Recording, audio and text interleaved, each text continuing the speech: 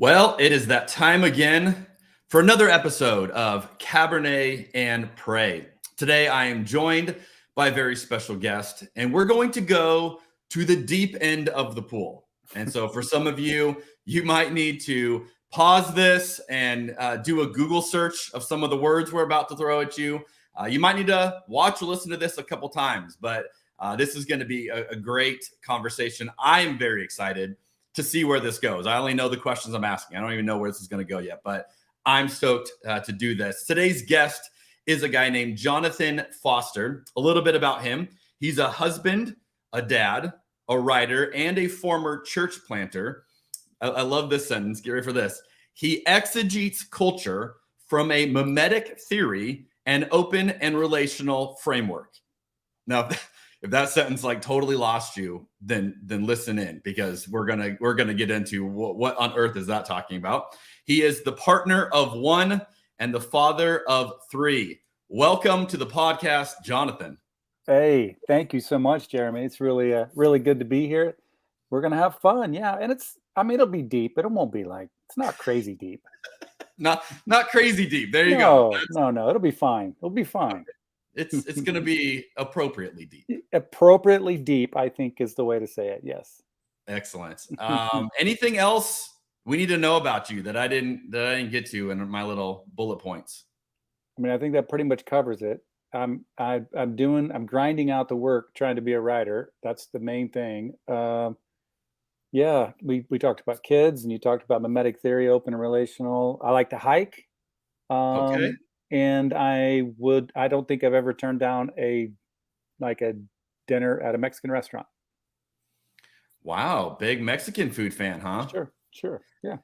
Well, that's got to be hard, because you were telling me you used to live in Arizona. Now you're in Kansas City. I can't imagine that is an equal Mexican food experience there. It's not, but the trade-off is barbecue.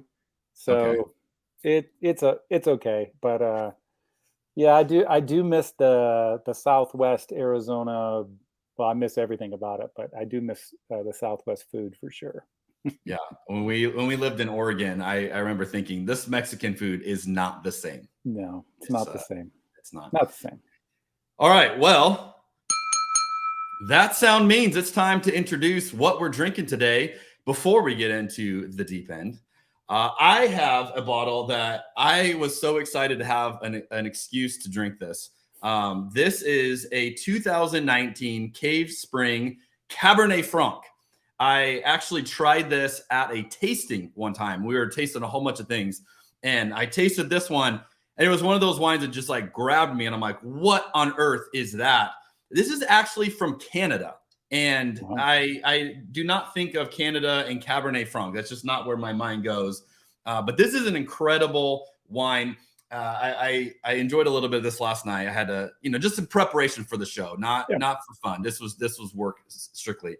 But I was getting tons of raspberry notes immediately. But then I was also, as I was actually getting on the palate, was getting herbaceous notes of like green bell pepper, which was a super fun mix for me. And this one is just it's velvety, it's smooth, it's perfectly balanced. This is one of those wines that like doesn't need anything. It's just like it's all by itself. And so I'm super stoked to be drinking that. Jonathan, you had a little help from your wife, I think. What are you drinking today? That's right. Well, actually, she turned out to be not much of a help at all. She's not a big red wine person, but this is apparently Justin Cabernet Sauvignon in 2020. Who knew that 2020 was a good year? But apparently it is. And I know almost nothing about red wine. So when I taste this, I taste grapes. Yes. That's the one thing you're not allowed to say about wine. It's because it's made of grapes. So like that's the wine snob rule. You can't say grapes. You should have told me. My palate. It's more fun to tell you in the midst of the podcast, it's put you on the spot. Yeah, my palate is uneducated, but it's not bad. It's really not bad. And I could see pairing that with a nice steak. There you go. And now I'm thinking about dinner. So, yeah. Yeah, I always tell people you can make wine very complicated, but at the end of the day, there are wines you like and wines you don't like. And it's really not more complicated than that. And so it's kind of like theology. Yeah. I guess that's, well, we can make it really complicated. At the end of the day, there's theologies that we like. There's theologies that we don't like. That is true. And we're going to get into some theologies that I like today. So yeah, me too. Now, you and I recently just met through a mutual friend, but as I was preparing for this episode, I'm realizing you and I have a lot in common. And part of the overlap here is you were previously a pastor. You stepped away from that role. And from the little I know of this, it sounds like there was some tension with your denomination over that. I can relate a bit. Let's go into what was that journey like for you? Tell us a little bit about part of that season of your life. Yeah, I mean, most of my life I've been a church planting pastor. Like we already said, I was out there in the valley, planted a couple churches over the years, moved back to Kansas City in 2012 to start a Nazarene church back here because all of our family's back here, and other things, but that was mostly it. My theology started to shift in 2012, 2013, especially. I was reading, and then 2015, we went through some really significant loss, which just acted like basically high octane fuel to my disassembling and reassembling of my faith. I wasn't necessarily mad at God, although I do think I know some people thought that because they told me that. I was never really mad at God. I was just trying to find a more spacious place to entertain all the antagonism and all the questions that come along with really intense loss, as well as other things we all deal with. And so, long story short, I really started changing my posture towards humanity in general, which means I was no longer comfortable with scapegoating the LGBTQ plus human being. And as my posture changed, my denomination said that I was out of alignment with their theology, which was hilarious and absurd, maddening and pathetic all at the same time. And after a series of multiple meetings and things where there was just mass confusion and hysteria on their part, not that I did everything right either, but after all of that, I finally had to agree with them. I really am not in alignment with this theology that you are completely unaware of. And so, so they asked for my credentials, and that was in 2018, I think. Yeah, 2019. So it's been a journey since then. Yeah. So you obviously didn't rush back into trying to recreate that role in another arena, right? Or another. Right. Well, so we had a little church plant, a couple hundred people when that all went down. And for the most part, the church was with me. And so they got rid of me and the whole church. I've actually never really quite seen anything like this. I've seen pastors that they've gotten rid of, but I've never seen them say peace to the whole church. Really? Yeah. And part of the reason probably that happened was because, we didn't have a lot of money. Our average, age, probably late 20s at that point. So not a lot of discretionary income. And we didn't have a building. So that made it easier for them to do that. So we stuck together. I continued to pastor, but two things. Number one, some of the folks that were my age that were really financially kind of supporting the church. It was kind of interesting. When we were a part of the Church of the Nazarene and we were progressive, we were kind of like the cool kids on the block because we were still kind of a part of something, but on the very edge. And once we weren't on the edge anymore, it just became a lot for some people to process, I think. And having said that, it had probably still been fine, but then COVID hit. Yeah. And when COVID hit, it, as we all know, it changed everything for us. And so at the end of, 23? So beginning of 22, I just said, we're going to give this thing a big hug, let it go. And we did. I feel great about the 10 years that we put in. And then to answer your question, sorry, it was probably longer than I needed to go. Yeah, since then, I have not felt compelled to step back in and to either start something or to pastor. I've entertained the idea a couple of times out of necessity of like, oh, geez, I would like to get a paycheck sometime the rest of my life. That would be cool. A little more stable than the author life. Oh, my word. It's ridiculous. So, yeah, No, I shouldn't say never, but I don't think that's going to happen again.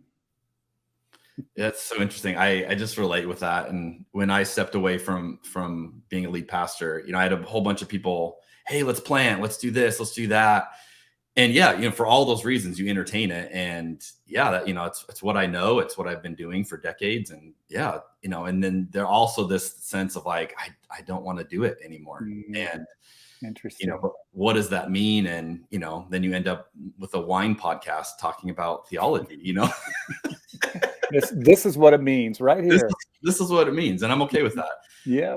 Just talk a little bit about the emotions of that for you. Because I think this is one of the things for people who are attending a church, you can kind of put the pastor on a pedestal for good and bad. They kind of can become a celebrity leader, but also like you don't have feelings and, you just do what you do because God told you to. What did it feel like to go through that? From like an identity point of view, these are deep relationships you had. Tell us a little bit about that. Yeah, that's a good question. Probably a pretty complex answer. I think part of it might have been slightly easier because I'm a little bit older than you, I would assume, and so had been through 2 or 3 church plants and transitions. So some of that kind of felt similar. But then there was other parts of it that were brand new. To actually get voted off of the tribe officially, and to then watch and to feel and to experience so many people from around the country self-select out of relationship, including people from my own family. That was super challenging, and to do it with our boys and my wife. So I think identity is a really good word, and I've just kind of tried to roll with it. I've tried to, as I do with everything, I try to give myself space and grace to feel it and to name it, but to not let it define me. These emotions and these tensions and these things, they get to come along for the ride, but they don't get to drive the car. They can come in the car, but they don't get to pick the music. They're there, and I try not to shame them. And I probably did that more when I was younger. I try not to like dominate them, because what happens in a lot of different instances is when you do that, you tend to overvalidate these things, and like you give the thing more power than it really has. So it's been very hard, very difficult, but also at the same time, I'm like super proud, if it's okay to say this. Too late, I already started. I'm super proud to have been scapegoated by the powers that be over, trying to stand up for marginalized people. So it's complicated, but we're making it work. Now, there's a question I got asked a lot, and this question caught me by surprise. I'm curious if you've been asked it too. Did you have a lot of people ask from like a concern level if you were okay with Jesus in the midst of all this? Yeah, it cracks me up. How is your heart? Before we do anything, I'm like, what are you talking about, man? My heart is great. I am so excited about the things that I'm, the way my theology was shifting and expanding, and the way that love was actually now for me making sense and being really inclusive. So yeah, I've heard all of that quite a bit, and it's pretty frustrating, isn't it? Well, I think it shows the limited imagination we often have with what church can be, what following God looks like, what the kingdom looks like, right? Like it's this thing, and the moment you step out of that thing, the way we all understand it, a lot of people they don't have a box to put that in. Right. And to be fair, a lot of these people signed up for, let's see, I want to say this respectfully. A lot of us sign up to go to church for a lot of different reasons we're not even aware of. There's all these desires that are going on all the time. And I'm pretty convinced at this point that one of the things that's going on with American Christianity is we're signing up to be a part of a place that helps us make meaning out of the absurdity of life. And we really, no one says this, but we really, really want the pastor to kind of have it together and to have most of the answers, and to be, pretty certain about what he or she thinks. Most of the time it's a he. And so when that person doesn't, it really begins to freak them out. And I experienced a lot of that. There's a lot of projection and transference going on. And also, to be fair, a whole nother subject, there's probably a lot of reverse projection and transference going on. But and so people, they just kind of don't know how to process it all when a religious leader changes his or her mind. That's just, we're all to blame for that. We've all created this environment where, for whatever reason, you can only change your mind to a certain degree, and then it's done with. But yeah, I totally relate to that, and it's part of the work that I do, is now trying to help people in so many words, like, hey, it's not only okay to change your mind, it's an inevitability, because this relational context we live in, everything's kind of in flux. Oh, that's so good. So describe that for us then. How have you changed your mind over the last 10 years as you look back over all of this? A version of you 10 years ago to the version we're talking to today. What's different? Yeah, well, that's a lot. I'll try to pare it down, and I'll just go with the first thing that comes to my mind. And that is, I really decided that I wanted to be, and I'll say it this way, I don't know anything for sure. I don't even know for sure if there's a God. I think there is. By faith, I think that there is. And if there's a God, I think that God is love. And so I started recommitting myself to try to figure out if I could actually read the Bible through a lens of love, and to try to live a life that way, which invited me to redefine and reapproach love, to unpack it. So now when I talk about love, like, love's an overused word, and maybe some people are like, well, of course about love. But really, when you start to, parse it out, there's a lot going on with it. So now when I say love, I think of this intentional, relational energy that is non-binary, non-violent, and non-scapegoating. And all 5 or 6 of those things I just mentioned all have, there's a lot of reading and thinking through and staring at the ceiling and banging my head at the wall to try to intentionally say all those things. So I think that I'd like to think that I'm committed to love, and it's caused me to, have to redefine and reapproach this. And I've had to change a lot because of it. There's a whole bunch of other stuff, but I guess I'll go with that. That's a good umbrella. Yeah, I think so. I think if you're going to go through the struggle of, and the honor of trying to figure something out, that's a pretty good concept to have to struggle under. So you did your dissertation in mimetic theory, which is going to be a phrase a lot of the people listening and watching are going to go, huh? I've read on this, but to be totally transparent, I would say I still don't feel like I understand it well. I understand like maybe this much. Can you give us a 101 level explanation? What is mimetic theory? Yes, I'd be happy to.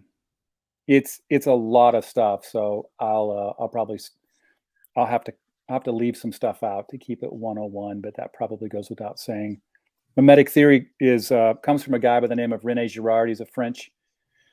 He was something of a polymath. He didn't really fit into any one category. He was kind of a theologian, but he was really a literary critic. He was really a post-structuralist philosopher,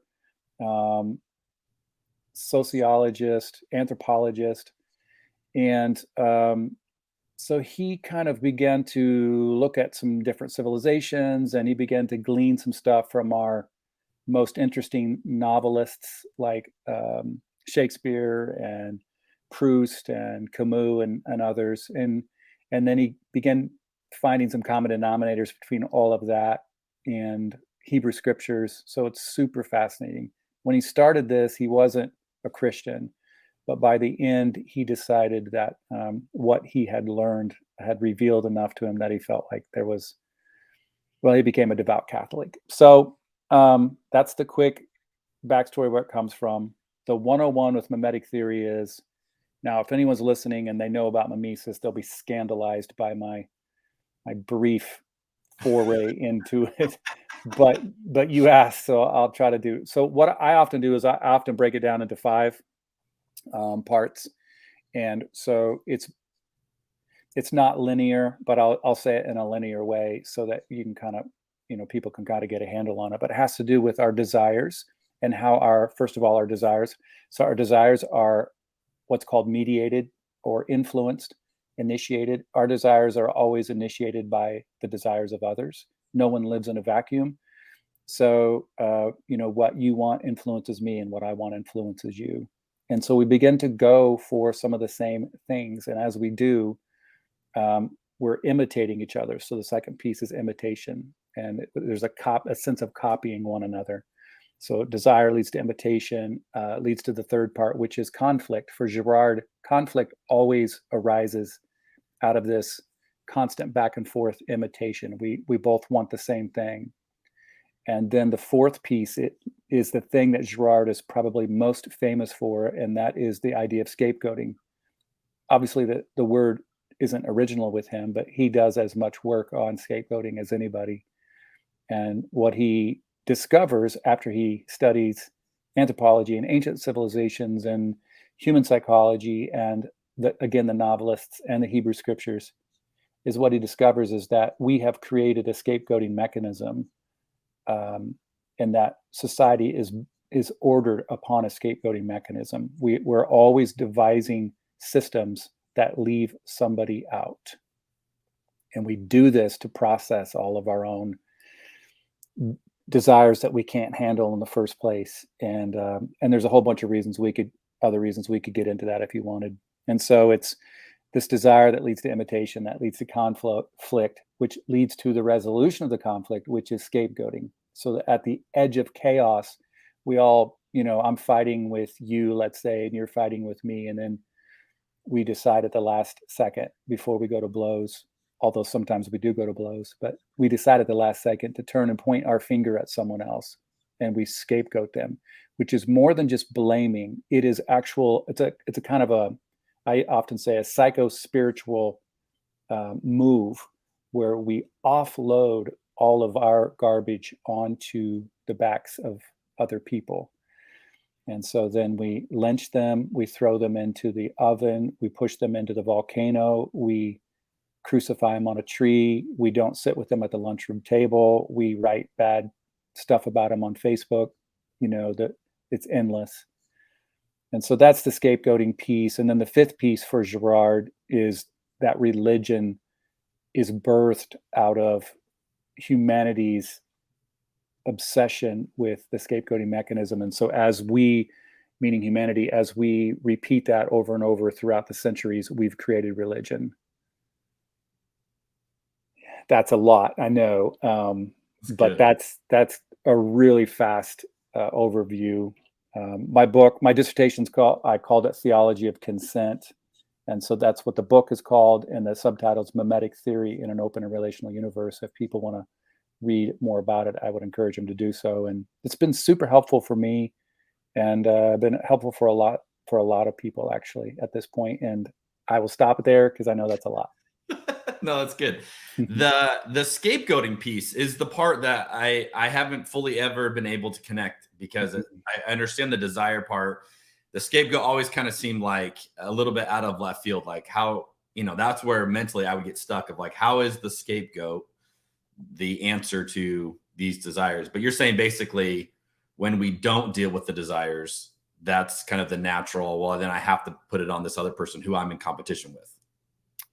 Yes, it could be that way. And so a lot of times I skipped over one piece. A lot of times I'll talk about it in terms of, sorry if it's getting dark and light here. There's a lot of clouds coming by, but hopefully you can still see me.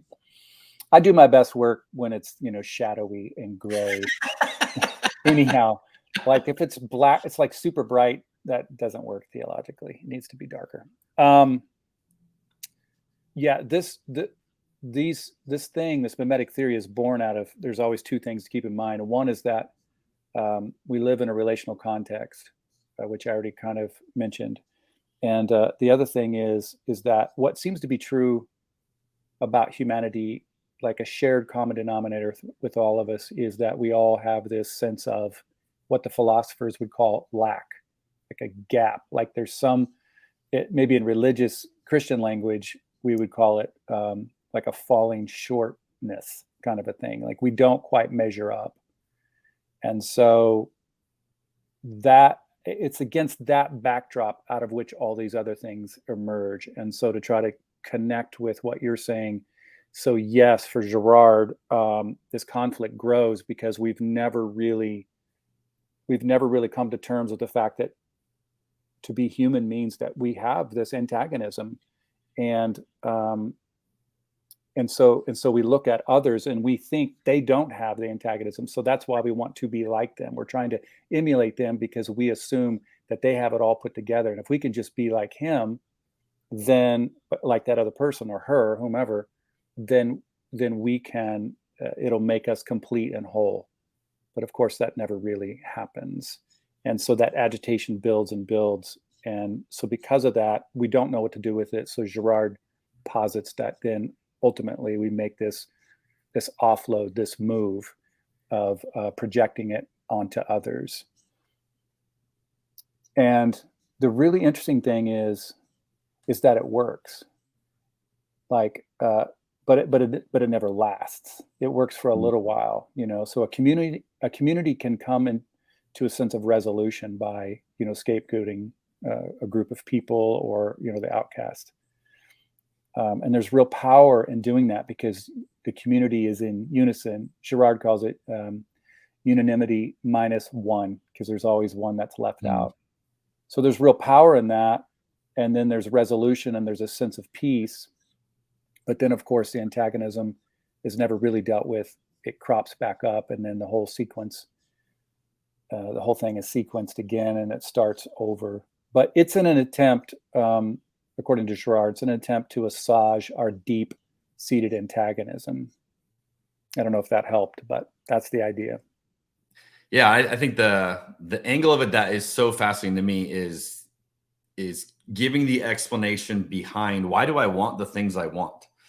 And I think it's a very American idea to say, I want them because that's how I'm wired. And that's, you know, that has intrinsic value. And then, so the very premise that, no, you want them because your neighbor wants them is like that, I think is the piece I always have loved about it. It's like, what, no, I don't, I'm above that. It's like, no, you're not. Like, we're deeply shaped by the people around us. And that's why I think it's so fascinating. Okay, since I've got you on the podcast, I'm going to have you explain a quote to me that I have stared at for many years. I read Rene Girard's book, I See Satan Fall Like Lightning, which is, I think, one of the big ones. Yep. There's a quote in that book that has always stood out to me. And it's one of those, like, again, I'm not sure I fully understand it, but this sounds pretty deep and pretty cool. And so I'm going to get your take on it. Here's what he says. The resurrection empowers Peter and Paul, as well as all believers after them, to understand that all imprisonment in sacred violence is violence done to Christ. Humankind, this is the line that's amazing. Humankind is never the victim of God. God is always the victim of humankind. Mm-hmm. I remember reading that for the first time and I was like, whoa. Because for a lot of people, they would say, no, God is this angry dad or angry Zeus-like figure, and wrath and this and that. And you don't play by his rules and you are going to be the victim. And Girard is literally submitting the exact opposite. It's like, no, we are not the victim of God. God's the victim of us, which is fascinating. Obviously looks a lot like Jesus. Where do you go with that?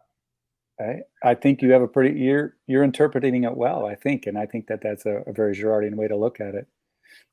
Yeah, I got into Girard and into scapegoating mimetic theory because I was trying to come up with reasonably intelligent answers as to why Jesus had to die in the first place. And maybe similar to you, I don't know, but I grew up with a pretty traditional American evangelical understanding, which is, well, Jesus had to die because, God needed to sacrifice in order to offer forgiveness. And there became a point in my life 8.5 years ago where it just no longer worked for me. It just didn't make sense. I had 3 kids, and there was never a time in the life of my kids when one of them made a mistake and came to me, and I said, well, hold on a second. I got to go beat one of the other kids before I can kind of like get in the mood to, it was, that was so far from my mind. It was so far. It was like the complete opposite. I loved that whole interaction with my kids, and of course there were consequences and things like that, but I never once even hesitated. Most of the time I even just would laugh because I was so eager to forgive them.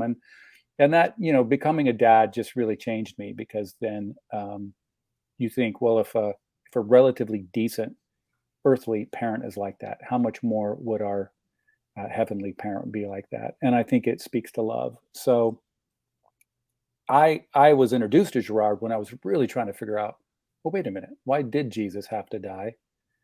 I'm a little embarrassed to say that I was in my 40s and pastoring before I really, wrestled with that. But whatever, that is what it is. And so finally, after I got a pretty good handle on what Girard was saying, I finally realized, oh, Jesus had to die because we killed him. It's just what we do. He didn't have to die to get God to love us or to. God in the section we call the Old Testament was already forgiving, and Jesus was forgiving before he was even brutally tortured and murdered. So it wasn't because of that. It was because I think that because we've ordered our systems upon scapegoating violence, and Jesus identified with. He didn't identify with the powers, and so we had to project our issues onto him.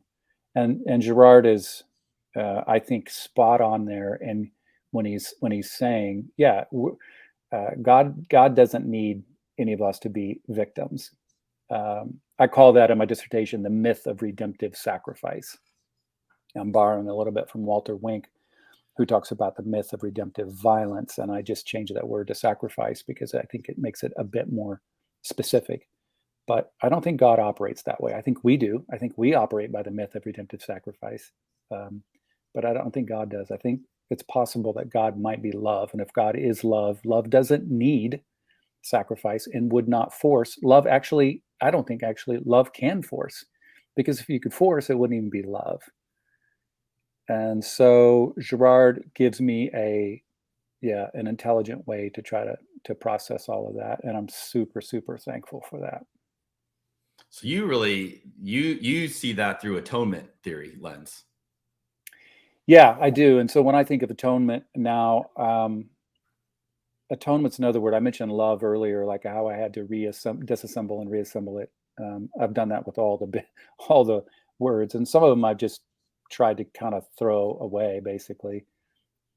Atonement now, when I think of atonement, I just think of at one meant, and that God has always been at one with us, that God has never been separate from us, that the Christian story, well, no, the American West religious story that we call Christianity is basically that, we sinned, or more specifically, Adam and Eve, really specifically, Eve sinned and started this whole, break between us and God. And I think that's so incorrect and wrong and misguided. And it sets us off into 1,000 other errors. First of all, it's antithetical to the reality that we live in a relational cosmos. Like, what would the Christian think? Where could you go to actually be separate from God? I don't think there's such a place if there's a God. So I think it sets us off on the wrong foot. And the answer to all of that is to say, no, we've never been separated from God, and that Jesus didn't die to show us that God requires sacrifice, but that Jesus died to reveal that God is love and the great lengths that love will go to be at one with us. So yeah, it's an at one move. God will play our scapegoating games. Right. In this case, Jesus voluntarily stepped into our scapegoating mechanism, not because God needed a scapegoat, but to subvert the mechanism from the inside out. Whenever you see, like, when I said that, I thought of an old movie, Men in Black, where I can't remember the end of one of the shows. The one older white dude goes into the beast into the belly of the whatever they were, the extraterrestrials, the demons, the ghosts, and then he blows the thing up from the inside out. Yeah, that's pretty much the move that Jesus made, went into the inside. And what was fascinating to me, and we could talk a whole bunch about this, but we would get off track, is what I discovered a few years ago was that this was essentially, give or take, I'm loosely paraphrasing here, but this was essentially the take that the Eastern Orthodox Church has made all along. They never went to the penal substitutionary atonement, violent blood sacrifice. Oh, really? Yeah, the Eastern Orthodox has always been an at-one-ment, so to speak, using our words. And so I was just shocked to find that out, because obviously if you grow up as we all grew up, you would, you're told that that's the gospel. It is not the gospel. It's our version of, it's our very violently influenced, colored version of what the gospel might be. But I think respectfully, I would submit that we are totally wrong in that It's sense. garbage. Yeah. Yeah. You realize, and you talked about becoming a dad, opened your eyes to that. 100%. I have these moments as a dad where I'm like, okay, I think I'm a pretty good dad. I'm not the best. I try to be really good. Yeah. But I seem to be a lot better than God's doing, in a lot of different ways that I was told that's how God is. And it's like, well, God, you kind of suck in this role, because I'm way better. I would never do what you do. And then you go, well, that can't be right. And he starts backpedaling a little bit, go, there's got to be more here. And that's why I love diving into theology, because what we think about when we think about God is so profound, and it affects all these areas. And that's a great segue into the next one I want to talk about, because this is one that a lot of people would say, yeah, cool to kind of think about for fun. And I would put this in the non-essential camp. However, I would say this is how I often describe it. Of all the non-essentials, this one has had the most profound impact on me and my journey with Jesus. So that's how I kind of put this up. Okay. And I'm referring to what's called open theology or relational theology. There's obviously, like anything, there's different versions of this. Mm-hmm. But you and I have this in common. And so that's when I knew another kindred spirit. And in other circles, we are labeled heretics for believing this. And so when you find someone else who also resonates with this understanding of God, we gotta encourage each other. We gotta lock arms a little bit. That's right. I'm curious, and just to give a real kind of preface to that, open theology is making room for the idea that God doesn't have to have everything set in stone, that God doesn't have to foreknow everything, God doesn't have to cause everything. So on a real general level, kind of the opposite view of Calvinism, if more people are familiar with that. But starting to read the scriptures and go, maybe God really did change his mind. Maybe God really is present in the moment, and not, we're not all robots following this movie script. My question to you is, did you grow up with this theology? And if you did, I'd love to hear about that. Or if not, how did you get there? Because this was like a whole journey for me. And I'm curious how other people get to this place. So what led you to this road? Well, I should have grown up with it.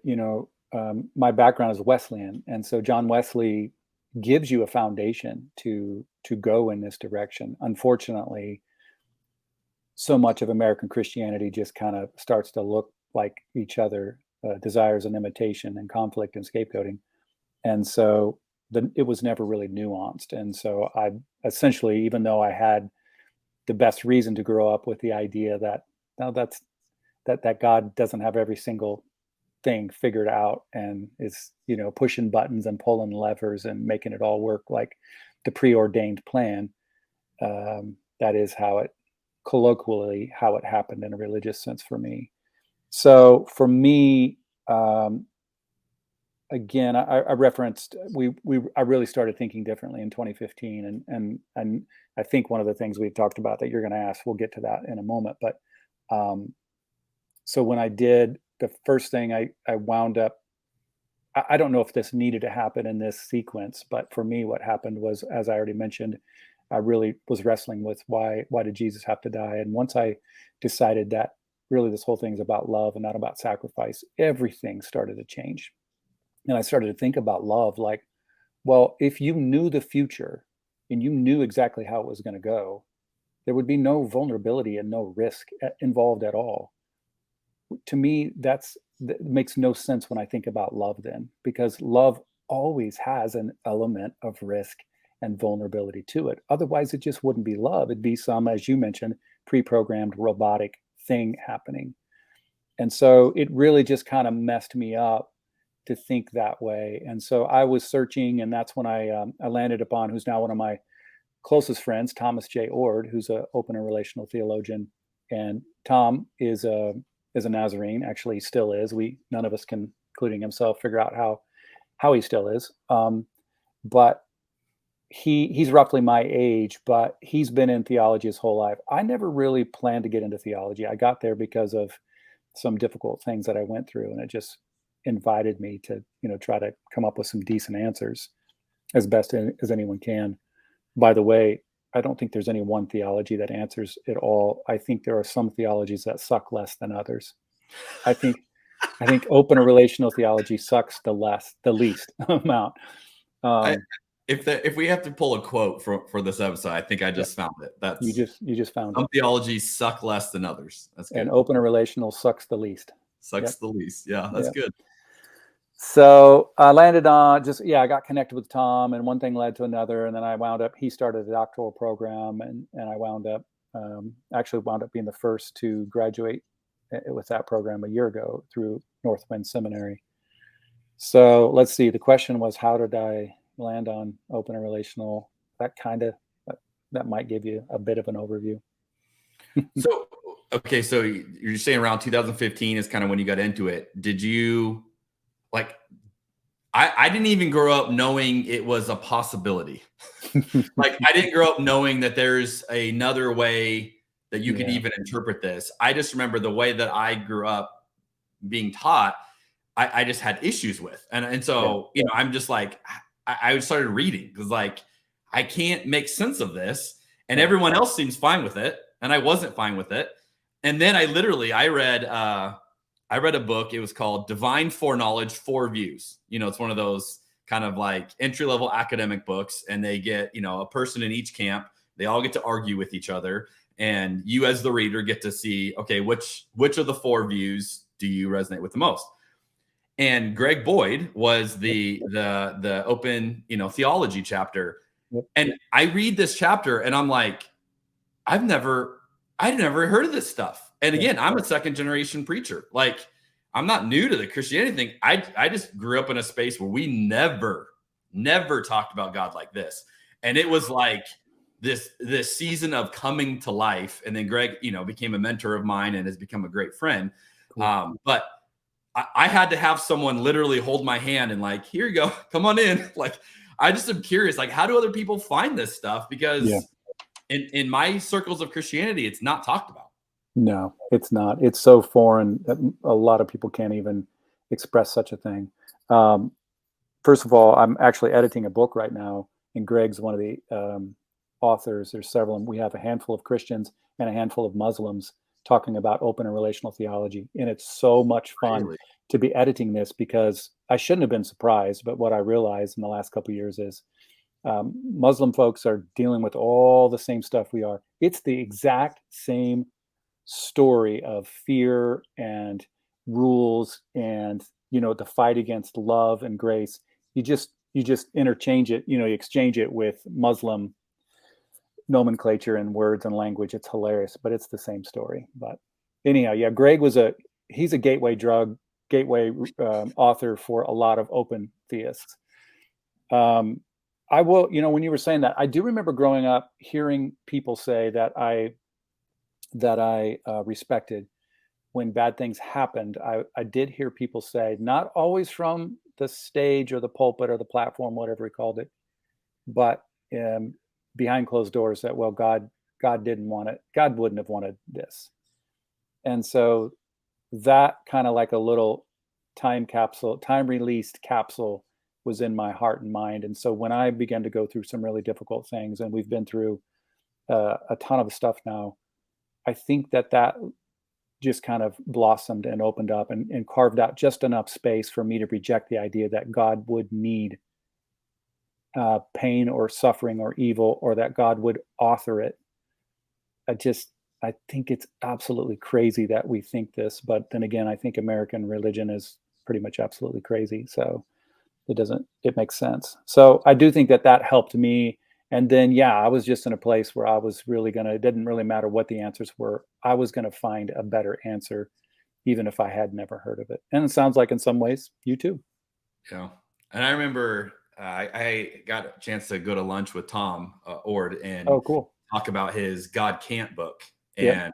And I remember I had read the book, and then I think we went to lunch afterward, and I had a chance to kind of like, okay, help me process, because I would think that's more process theology, which is kind of another vein of open and relational theology, which I'm not as much in that camp.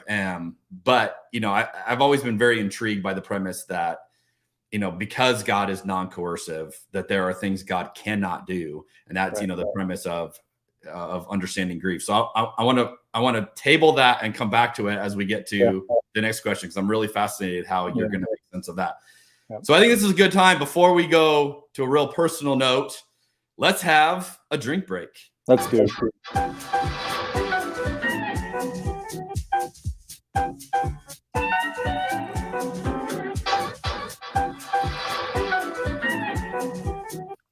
All right. That Grapes. The grapes, wine's man. Still grapes.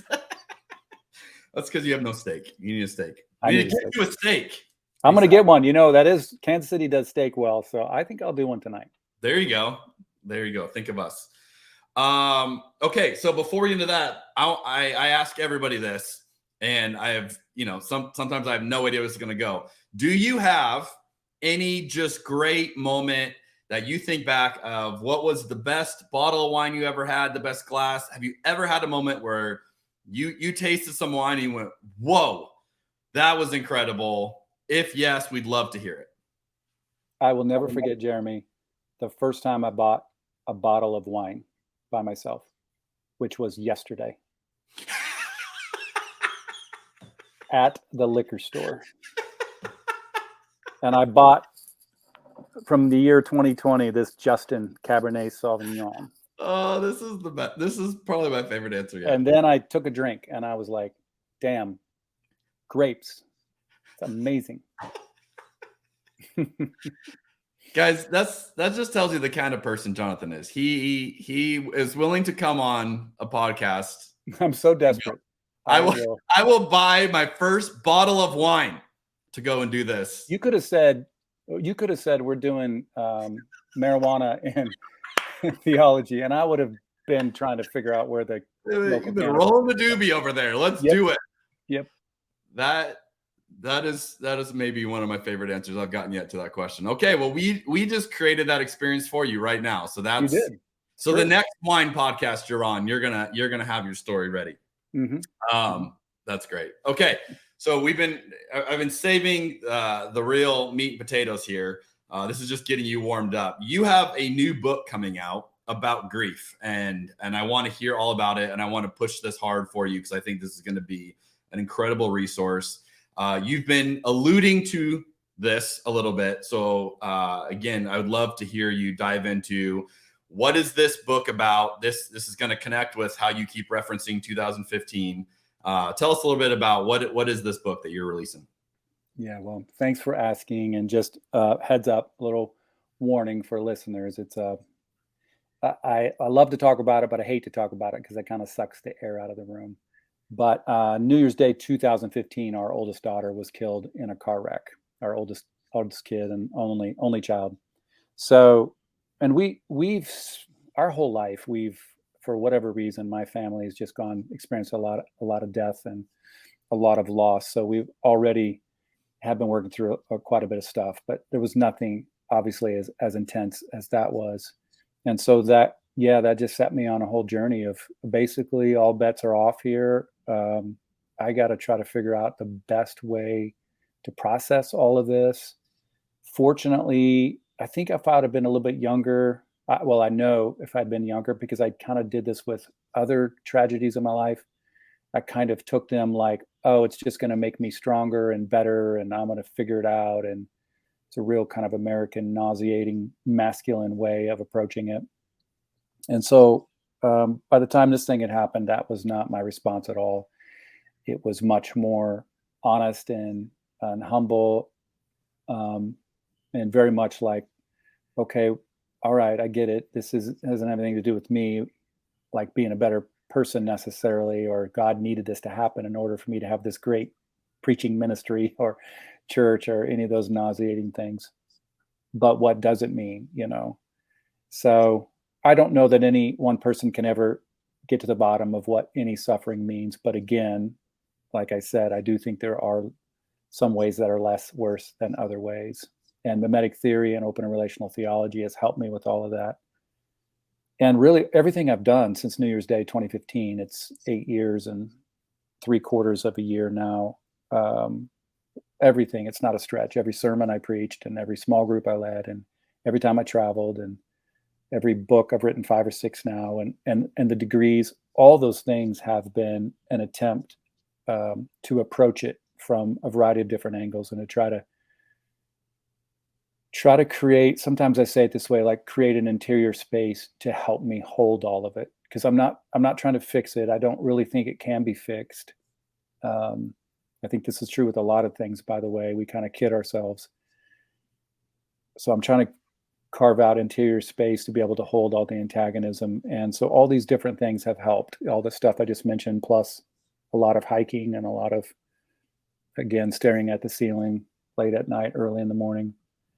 And I've written about grief specifically a little bit early on. And then, like I said, indirectly, it's fueled and colored everything I've done.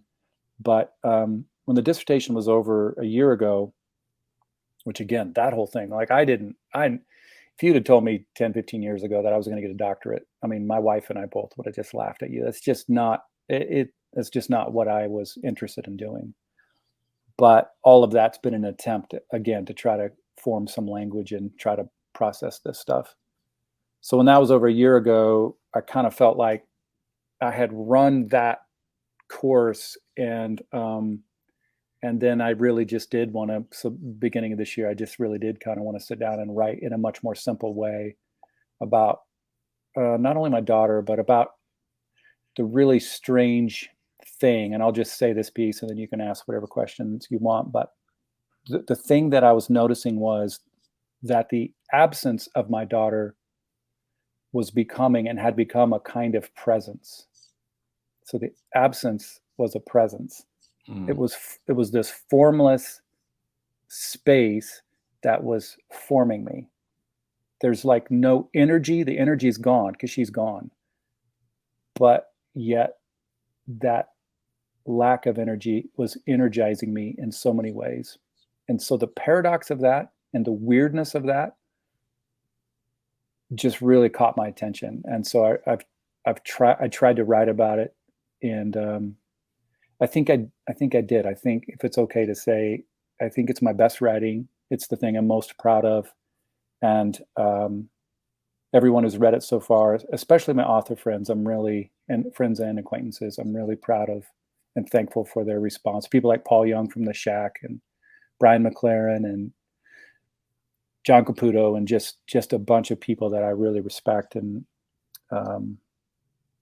align with philosophically and theologically in many ways, have been really gracious and really cool with it. So yeah, sorry, there's 100 different things to talk about, but that's the most recent thing. And I don't know when this episode will drop, but as of this recording, we launched a crowdfunder earlier this week, and so that's gone really well, and I'm really thankful for it. Where can people find that?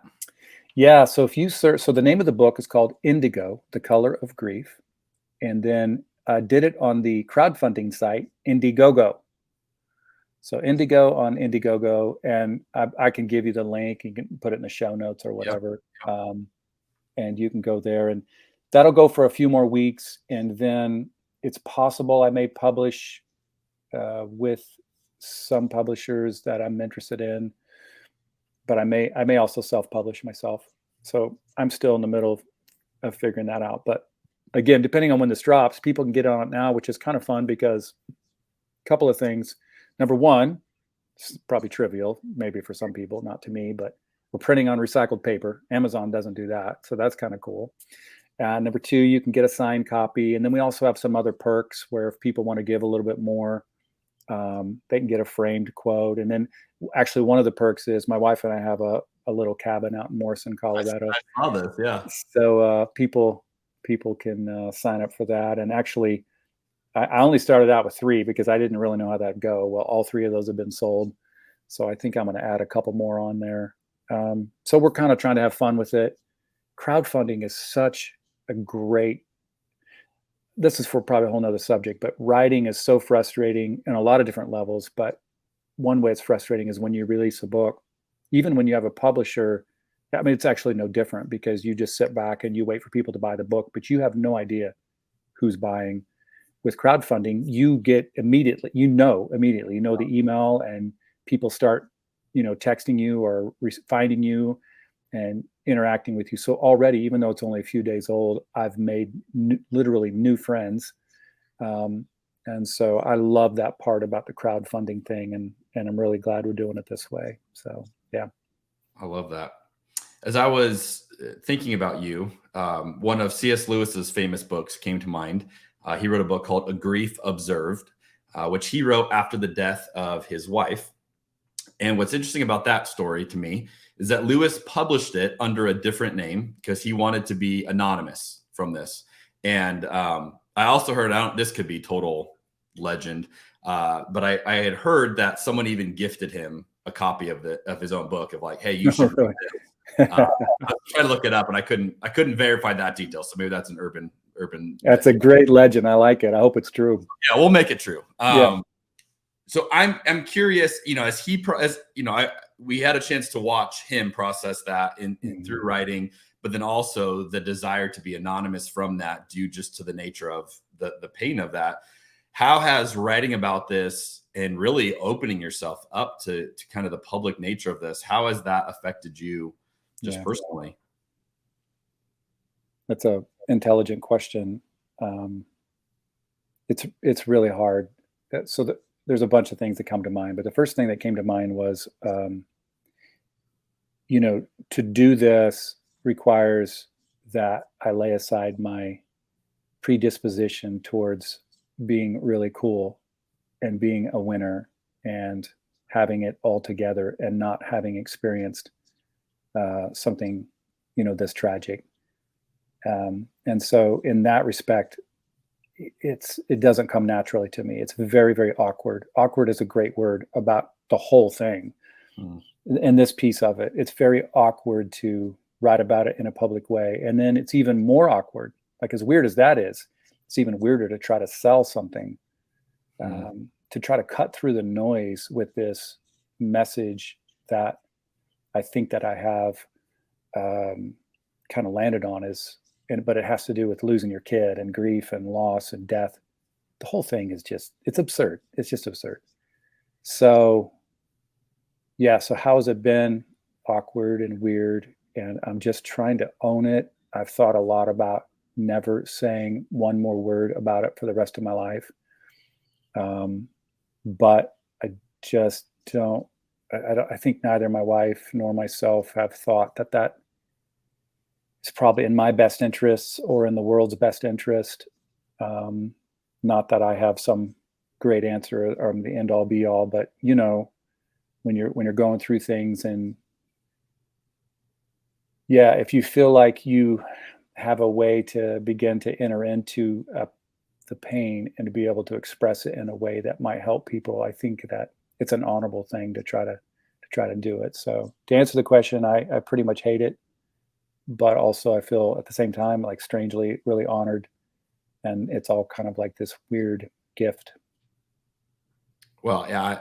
And I have not had a chance to read it, but I would just say I think it is a gift that you are giving to the rest of us. And I can't even fathom trying to put myself in your shoes and trying to make sense of it like you have, which I think I would attempt the same things, you're attempting of like, all right, theologically, right. I have to make sense of this somehow.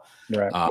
But then to say, hey, I'm going to have a willingness to share this for the healing and the benefit of others, I just think is incredibly powerful. So Thank you. On behalf of whoever, I applaud you for that.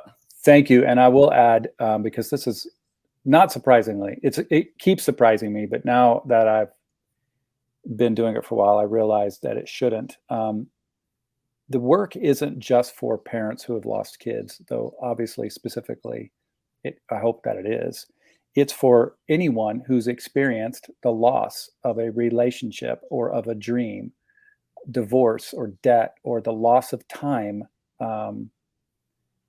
Well, when you start listing these things, it's really all of us. And I'm pretty convinced that a great deal of our problems that we have in life, all of us, have to do with our inability to just enter into that loss.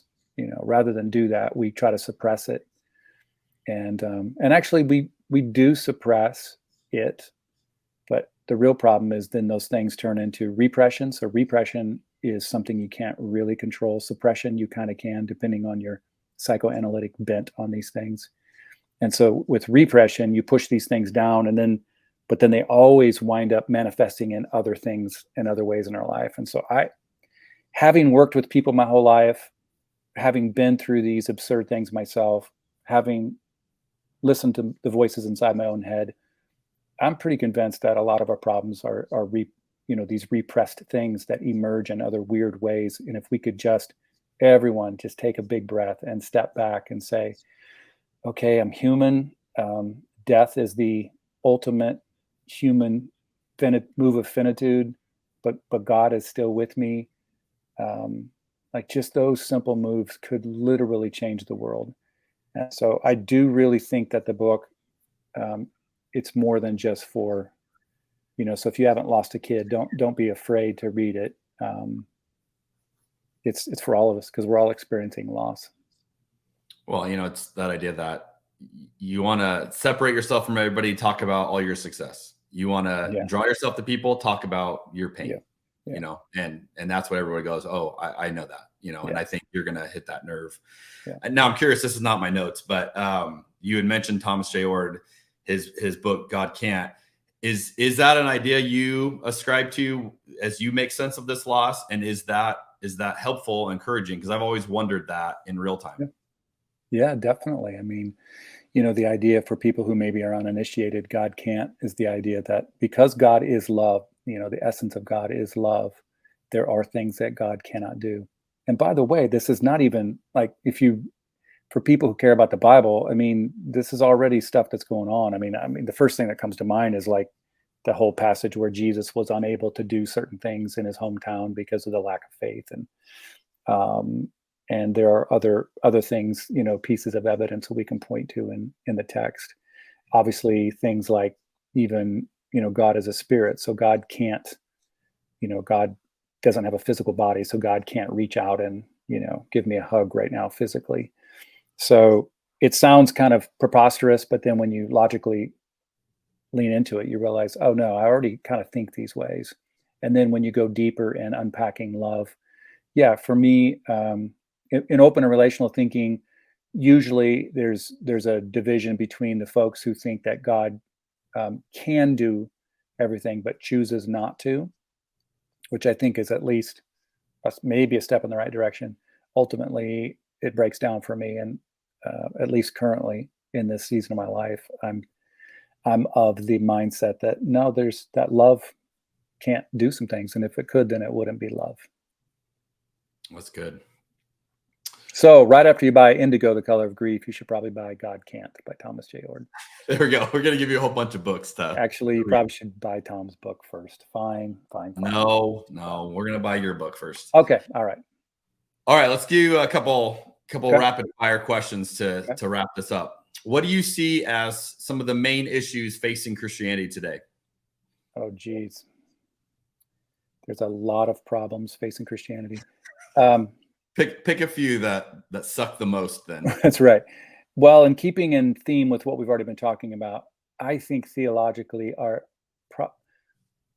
biggest problem might be the idea of omnipotence, which is a word that is not in the Bible. And it's something that we've, for a variety of different reasons, have wholeheartedly bought into, this idea that God is this capital omnipotent, all-powerful, lives outside of space and time deity that every once in a while, in an interventionist kind of a way, reaches in and does his thing, variously described as miracles or any number of other, weird and supernatural things. I think all of that is deeply flawed. When you think in terms of even like the Hebrew word concept of El Shaddai, from which a lot of our English translations says Almighty, and then we get the idea of omnipotence. That's not a good translation of it. El Shaddai is really, the literal translation is the breasted one. So it's actually feminine more than anything, which is automatically way more exciting than the omnipotent one. Yeah, exactly. And it automatically sets us up to go a completely different direction than this all-powerful mighty thing. And so some people might think, well, that's kind of abstract, and maybe it is. But what I have discovered, what I've decided is that, when you have a God that is this all-powerful, top of the hierarchy, does whatever he wants and controls everything, your religious system always winds up emulating that. And that is what we've basically had. We keep setting people up. And by the way, normally those people are white, male, straight, North America, and unfortunately I check all those boxes. So I have to look myself in the mirror. So yeah, there's a whole bunch of problems, but since you put me on the spot, I'm going to go with the problem of omnipotence. That's good. And if you want to read on that, that's a very Greek idea. That's where that comes from, not from the Bible. In case people are freaked out, I still think God is powerful. I just define power in terms of relationality versus authority. Yeah, Jesus power, not Greek Zeus power. Yeah, I like that. Okay, so that's Christianity. What do you see as a major issue facing the church today, as one who has been in the driver's seat? Well, we don't really believe and act out Jesus power. We really have decided that it's Zeus power, authoritative, driven at the end of the day. For the most part, I'm not saying every single person in every single church, but by and large, that's what's going on. And we've completely missed it. And I'm totally convinced, as many other people have said, that much of what's going on in American Christianity, at least, has little or nothing to do really with Jesus. Amen to that. What's a problem that you're trying to solve? The Jesus power, Zeus power problem. These are all flowing together, aren't they? Omnipotence. To change people's minds? Probably not. No, probably not. I won't. But that a big part of my work has to do with that and trying to help expand. You said a great phrase earlier, something about expanding your imagination. I think that's super important, that we give young people options and that they know that there's really more creative ways to think about all this stuff: art, beauty, loss, life, divine entanglement, evolution, creation, the cosmos. I think one of the ways you might say it is I'm trying to help expand people's imagination. I like that. What's something you're excited about right now? This red wine is solid. Yeah, it is. Best wine of your life. It is literally the best wine of my life. So I'm pretty excited about that. I'm excited about my youngest. He plays football for Colorado School of Mines. We're number 1 in the nation, Division II NCAA. Okay. I'm really excited about our work that we do in Haiti. My other son has just done an incredible amount of work, as we all have, but he's really taken the lead the last couple of years. And so that's a really beautiful thing. And I'm excited in a weird, awkward kind of a way about indigo, the color of grief. Yeah, love it. Okay, so obviously the indigo, we'll put the link in the show notes for that. What else can our listeners and watchers check out to find out more about Jonathan Foster? Yeah, there's probably too much. I mean, if you do that, that'd be awesome. I did mention the Haiti thing. Our nonprofit's called lovehaiti.org. And if anyone out there knows anything about Haiti, it's a train wreck of a place, especially the last couple of years. I don't mean to suggest that the people are a train wreck, because the people are amazing and beautiful. but the political system and the whole thing is just really, really gone downhill. But we're still working like crazy to provide schools and healthcare and doing some of the coolest work you've ever heard of. So yeah, if I had a second to plug that, I'd plug lovehaiti.org. And that also came from your daughter. That's right. She was planning to be a medical missionary down there. I didn't even know where Haiti was till after she died. And then I was like, yeah, we should go check this out. And one thing has led to another, and it's pretty cool. Well, I think it is so cool, as I have gotten to, see a little bit of your journey, how you have taken, the very worst parts of life and the most difficult things that, we can imagine going through, and have just submitted that to Jesus and in the posture in which you're trying to make sense of it, but then ultimately in using that to be a blessing to others. I really admire that. Very grateful for that. We're going to be lifelong buddies now. So that's cool. That's good to know. Together, and we need to have some really nice wine in person one day. That's my commitment. Well, yeah, I mean, I come out there definitely in the winter. We'll come out, and so yeah, we'll have to hook up. I bet we have a bunch of mutual friends we may not even know about. So that's cool. Well, the next bottle is on me, Jonathan. Okay. Hey, thank you so much for taking the time out of your day. Love what you are doing, and to anyone watching and listening, please go and support this. This is great work. So thank you to Jonathan. Thank you to those of you who are a part of this podcast with us. We will see you guys next time.